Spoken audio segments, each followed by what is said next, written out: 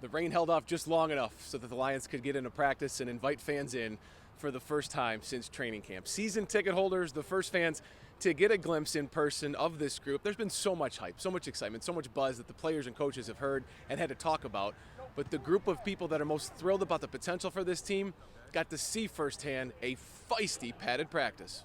I'm pretty fired up. You just see it. You can just feel We it. went 9-8 last year. I think we're going to make the playoffs this year. We're going to win this year. We have a really good chance of making the playoffs. Look, I know our players really appreciate it. You know, that gives them just a little extra motivation. I don't want to say we're in the dog days yet, because we're not. We're only in day 2 of pads, but any little subtle change and a little more energy that's brought from the fans certainly helps. Fans began lining up in the 6 a.m. hour on Saturday for the practice that began at 8:30. All of the tickets for these open practices, they were claimed within hours at the release earlier this month. The bleachers were full, and all around the field, rows of fans piling in with a new hope. I had to wake up because I've been seeing them on TV, like Hard Knocks and that stuff. But, it's better in person, way better in person. I think it's awesome. You know, I think that shows a lot about what our fan base is about. CJ Gardner-Johnson returned for individual drills back after leaving the field in a cart earlier this week.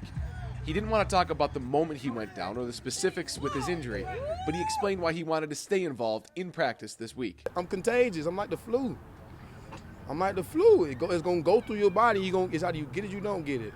And that's not because I'm cocky. It's not because, no, because I'm confident in my job. The Lions provided plenty of moments that garnered big reactions from the fans. A catch in traffic from Amon-Ra St. Brown.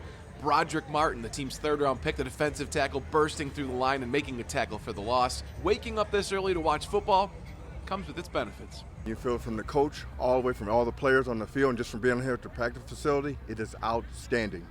Did any of your friends out of town or that like other teams think you're crazy for believing this year? Absolutely, but you know what? They did the same thing last year, and at the end of the season, guess what? They're looking for tickets from me.